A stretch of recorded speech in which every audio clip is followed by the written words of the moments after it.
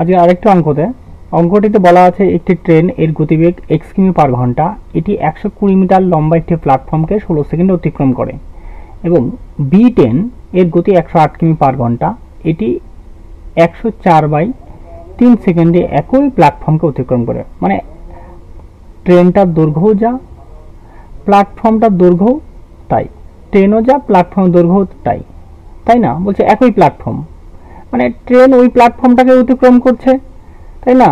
এবার অতিক্রম করছে, আর ওই ট্রেনটাকেই, ওই ট্রেনই আবার একটা জায়গায় অতিক্রম করছে। তো ট্রেনটার গতিবেগে প্রথমটা এটা বলছে x কিমি পার ঘন্টা, তো দ্বিতীয়টা এত বলছে। তাহলে আমাদের 1 ঘন্টা, তবে বলছে এ ও বি দৈর্ঘ্য একই বলছে, তাহলে x এর মান কত? তাহলে x এর মান আমরা কি করে বের করব? তাহলে প্রথমে বি ট্রেনের গতিবেগটা কত, বি এর গতিবেগ কত দেওয়া আছে? বি এর গতিবেগ বলা আছে 108 কিমি পার ঘন্টা।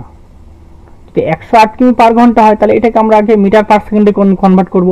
তাহলে 108 ইন্টু কত হবে? 5/18। কত হবে? 5/18। তো 18 দিয়ে এটাকে কাটলে কত হবে? এটা 6 বারে চলে যাবে মিটার পার সেকেন্ডে। তাহলে অর্থাৎ হয়ে গেল বি এর ট্রেনের গতিবেগ 30 মিটার পার সেকেন্ড। অর্থাৎ বি যে আছে, বি যে ট্রেনটা আছে সেটা গতিবেগ এত, তাহলে বি বলছে 40/3 সেকেন্ড সময় যায়। কত সেকেন্ড সময় যায়? 40/3 সেকেন্ড। এত এটা টাইম মানে সময়, তাই না? 40/3 সেকেন্ড। তাহলে ডিস্টেন্স কি হবে? ডিস্টেন্স হয়ে যাবে 30 ইন্টু 40/3, কাটলে 10, কাটলে কত হচ্ছে? 10। অর্থাৎ টোটাল ডিস্টেন্স মানে ট্রেন প্লাস প্ল্যাটফর্ম এই মিলে কতটা হয়ে গেল তোমার? 400 মিটার। প্রথম প্ল্যাটফর্মটা কত মিটার? 120 মিটার বলে দেওয়া আছে। এইবার আমরা আলাদা করে বেগ বের করতে যাবো না, আলাদা করে ট্রেন ওটা বার করতে যাবো না। বের করতে গেলে ওটা করলেও হবে, দরকার নেই আমাদের, কারণ ট্রেন আর প্ল্যাটফর্ম মিলে তো 400 মিটার বলে দেওয়া আছে। আর এইখানটা এ ট্রেনটা যেটাতে সেলে কত সেকেন্ডে অতিক্রম করে? এ ট্রেনটা বলছে এই ট্রেনটা 16 সেকেন্ডে অতিক্রম করে। কত সেকেন্ডে?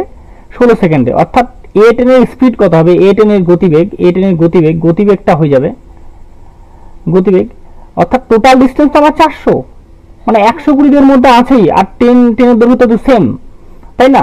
তাহলে এখানে 400 কিলোমিটার, 400 মিটার এটা হচ্ছে কত সেকেন্ডে? 16 সেকেন্ডে। তাহলে স্পিড এটা 16 সেকেন্ডে, তাহলে এটা গেল, এটা কি মিটার পার সেকেন্ড, তাই না? তাহলে 400/16 ইন্টু কত হবে? 18/5, তাহলে এটা চলে যাবে কিলোমিটার পার ঘন্টা। তাহলে এখানে কাটবো, 2 দিয়ে কাটবো, 4 দিয়ে কাটবো, 100 বলতে পারো। 4 দিয়ে কাটলে কত হবে? 4 4 16, 4 দিয়ে কাটবে এটা কত? 25। 5 দিয়ে এটাকে কাটবো, তাহলে কত হচ্ছে? 5। তাহলে কত হচ্ছে? 18 ইন্টু 5 সমান কত হচ্ছে? 90। অর্থাৎ 90 কিলোমিটার পার ঘন্টা। অর্থাৎ এ যে ট্রেনের গতিবেগ থাকলো, তাহলে আমাদের এ ট্রেনের গতিবেগ 90 কিলোমিটার পার ঘন্টা। এটা আমাদের উত্তর। তাহলে অপশন নম্বর কোনটা আছে? অপশন নম্বর বি হয়ে যাবে আমাদের উত্তর।